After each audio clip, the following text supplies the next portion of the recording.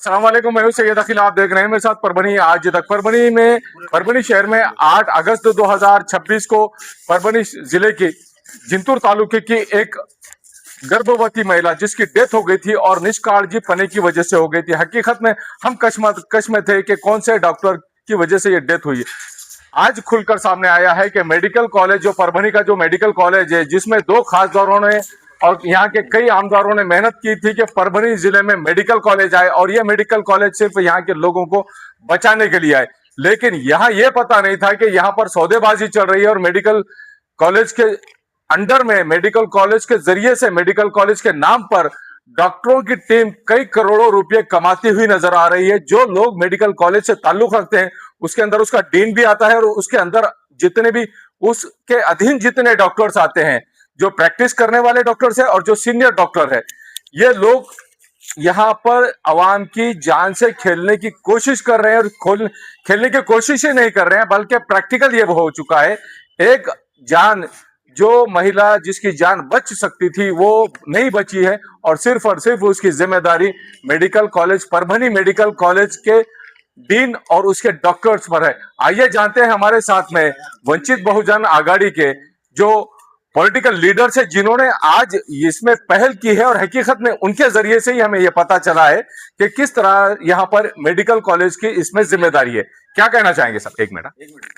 परभनी शहर में 8 अगस्त को जो एक इंसिडेंट हुआ था जिसमें जिंतूर शहर की एक औरत और उसके बच्चे का इंतकाल हुआ, परभनी में ये जो हादसा हुआ इस पर जो चौकसी के जो समितियां बने उनका बहुत अजीबोगरीब कारोबार रहा।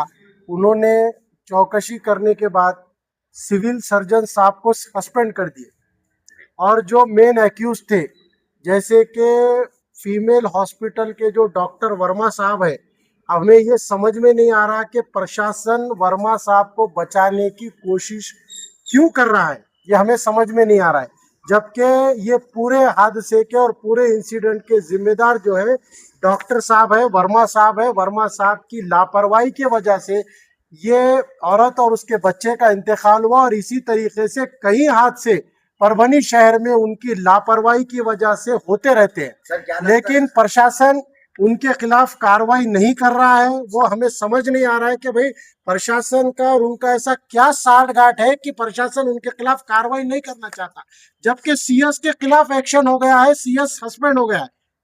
और दूसरी जो जिम्मेदारी थी कि 6 बजे पेशेंट एडमिट होता है, 9 बजे तक 108 की जो एम्बुलेंस है वो अवेलेबल नहीं होती है, तो प्रशासन ने उस पर भी कार्रवाई की।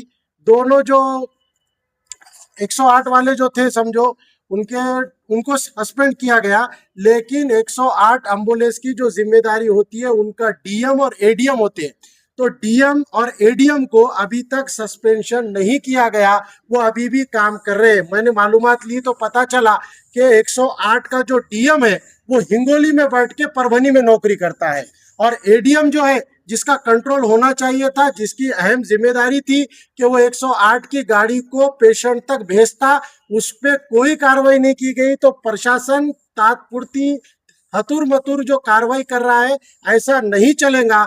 अगर इस पे डॉक्टर वर्मा पे 108 के डीएम और 108 के एडीएम पे अगर सस्पेंशन की और कड़ी कार्रवाई नहीं होती है तो परभनी वंचित बहुजन आघाड़ी वुमेन्स हॉस्पिटल को लॉक डाल देंगी, बंद कर देंगी, क्योंकि ऐसे हॉस्पिटल का कोई काम ही नहीं है जहां से पेशेंट सिर्फ रेफर किए जाते हैं। जब काम ही रेफर करना है तो हॉस्पिटल चला के इतना शासन का रुपया पैसा खर्च करने की मुझे नहीं लगता कोई आवश्यकता है। तो वंचित बहुजन आघाड़ी का ये क्लियर रोल रहेगा, अगर शासन इनके ऊपर कार्रवाई नहीं करता है वर्मा डॉक्टर पे, 108 के डीएम और एडीएम पे, तो वंचित बहुजन आघाड़ी वुमेन्स हॉस्पिटल को और परभनी के नाम निहाद मेडिकल कॉलेज, जो सिर्फ नाम का मेडिकल कॉलेज है, जहां के डीन भी कोई काम नहीं करते हैं, तो मेडिकल कॉलेज और वुमेन्स हॉस्पिटल को वंचित बहुजन आघाड़ी लॉक लगाने का काम करे।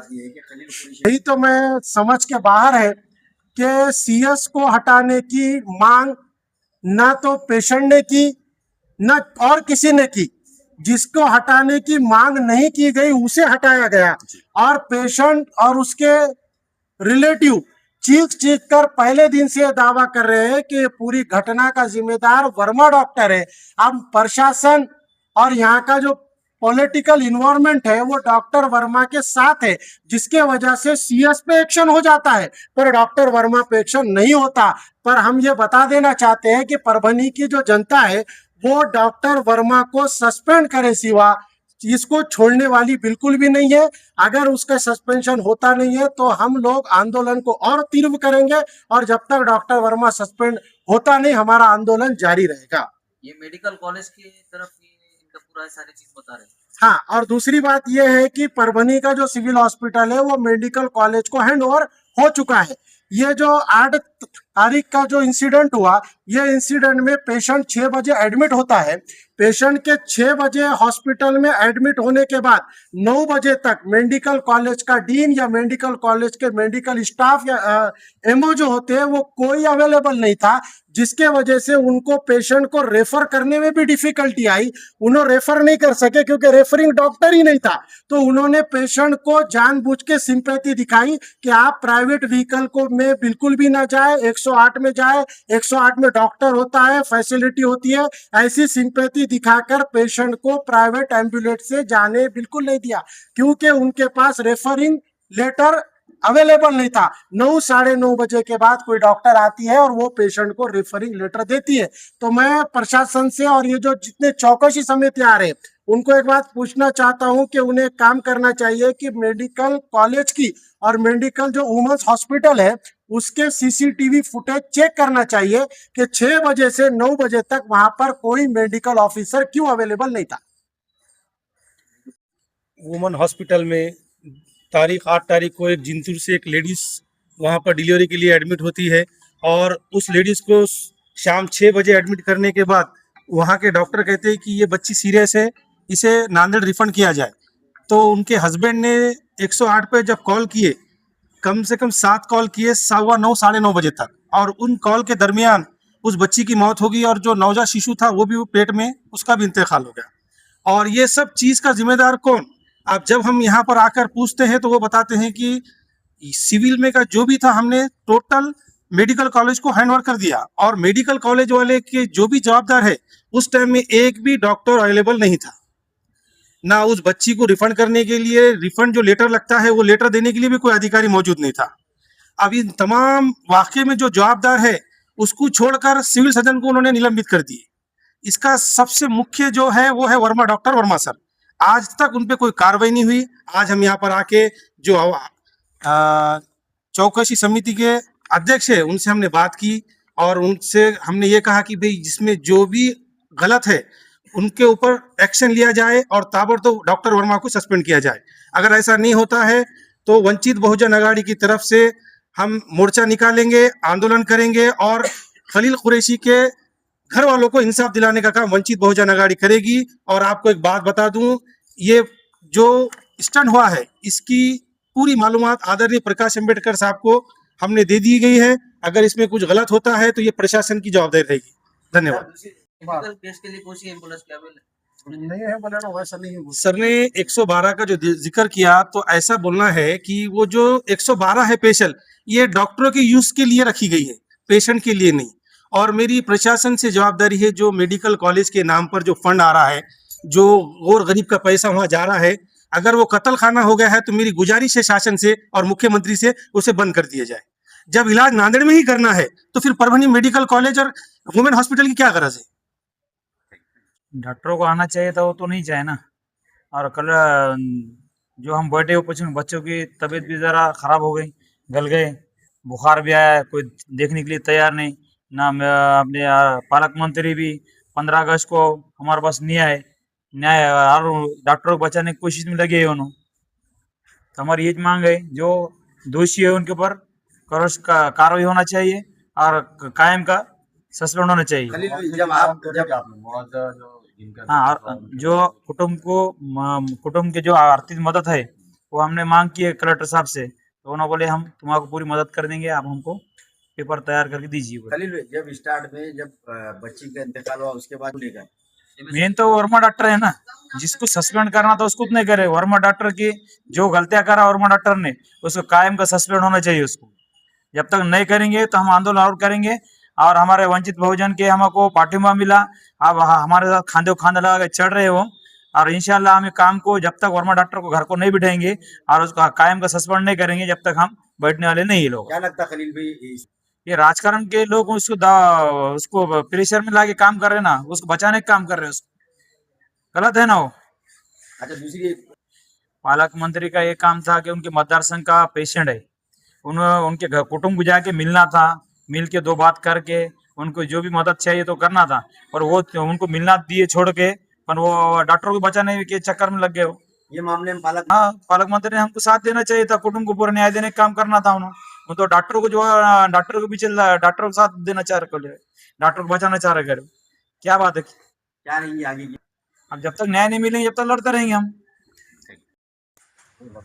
8 अगस्त 2026 को जो इंसिडेंट परभनी में हुआ है, इस तरह का इंसिडेंट परभनी शहर में दूसरी बार ना हो, इस बात का खास तौर से ख्याल रखा जा रहा है। और मेडिकल कॉलेज में जिस तरह से यहाँ पर कत्ल खाना बन चुका है मेडिकल कॉलेज परभनी का, जिन लोगों ने, जिन पॉलिटिकल लीडरों ने यहाँ पर यह कोशिश की थी कि परभनी में मेडिकल कॉलेज लेकर आया जाए और मेडिकल कॉलेज की वजह से यहाँ के लोगों का फायदा हो, हकीकत में परभनी शहर का जो सिविल हॉस्पिटल है, जो पिछले कई वर्षों से यहाँ पर चल रहा है, इसकी वजह से लोगों का फायदा हो रहा है। लेकिन मेडिकल कॉलेज का किसी वजह से यहाँ पर फायदा, मेडिकल कॉलेज की वजह से किसी भी तरह का यहाँ के पेशेंट्स का फायदा नहीं हो रहा है। तो ये मेडिकल कॉलेज यहाँ से पूरी तरह से यहाँ महाराष्ट्र सरकार ने बंद कर देना चाहिए। जहाँ लोगों का कत्ल हो रहा है, जहां पर लोगों का इलाज नहीं हो रहा है, ऐसे मेडिकल कॉलेज की कोई जरूरत परभनी शहर में नहीं है। और ऐसे बेवजह के डॉक्टरों को करोड़ों रुपए इनके परिवार के लिए देने की कोई जरूरत नहीं है, ऐसे भी मांग यहाँ पर इस परिवार की जानिब से की गई है। आप देखते रहिए मेरे साथ परभनी आज तक। और भूमिका क्या रहेगी वंचित बहुजन आघाड़ी की, यह भी हम आपको अगले एपिसोड में बताएंगे। मुझे दीजिए इजाजत, जय हिंद। आप भी अपने खास मौके को यादगार बनाना चाहते हैं तो स्वागत है अल सफा फंक्शन हॉल में, जहां हर शादी, निकाह, रिसेप्शन, बर्थडे पार्टी और हर खुशी का जश्न बनता है शानदार, यादगार और बेहतरीन हॉल, आकर्षक इंटीरियर, आरामदायक व्यवस्था और आपके हर कार्यक्रम के लिए शानदार माहौल। आज ही अपनी तारीख बुक करें। बुकिंग के लिए संपर्क करें 99602 51200/98236 35031, पता धार रोड, किनाल के आगे, धार रोड, परभणी। अल सफा फंक्शन हॉल, आपकी खुशियों का सबसे बेहतरीन पता।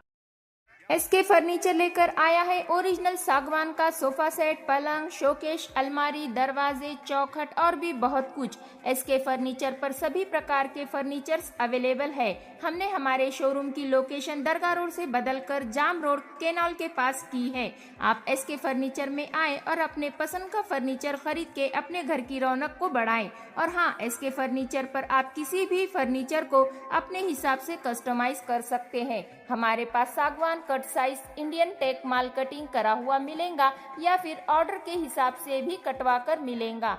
हमारा पत्ता जाम रोड, केनॉल के पास। मोबाइल नंबर 9420033825 या फिर 9923257259।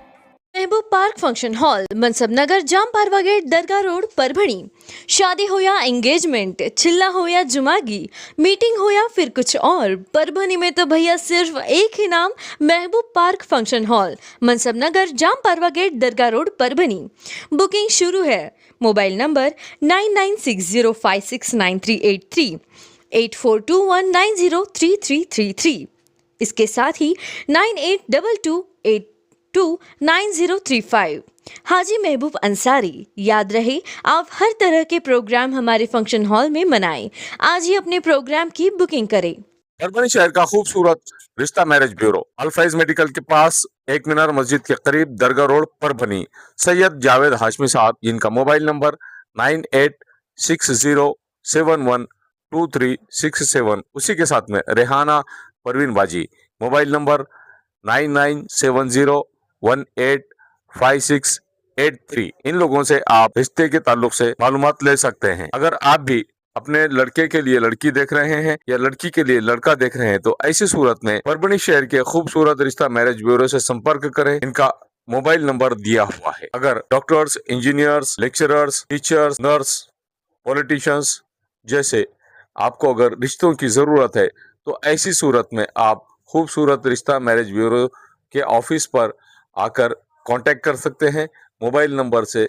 जो मोबाइल नंबर दिया हुआ है इस पर राब्ता कर सकते हैं। तो आज ही अपने लड़के के लिए लड़की अगर आप देख रहे हैं तो ऐसी सूरत में खूबसूरत रिश्ता मैरिज ब्यूरो से संपर्क करें, या लड़की के लिए लड़का अगर तलाश कर रहे हैं तो ऐसी सूरत में आपको टेंशन लेने की ज़रूरत नहीं, फिक्र करने की ज़रूरत नहीं। खूबसूरत रिश्ता मैरिज ब्यूरो से संपर्क करें। 700 से ज़्यादा यहाँ पर लड़कों के बायोडाटा मौजूद हैं और 800 से ज़्यादा लड़कियों के बायोडाटा, वेल क्वालिफाइड पढ़ी लिखी लड़कियों के बायोडाटा खूबसूरत रिश्ता मैरिज ब्यूरो के ऑफिस में मौजूद है। तो एक बार ज़रूर कॉल करें और इनसे संपर्क करें।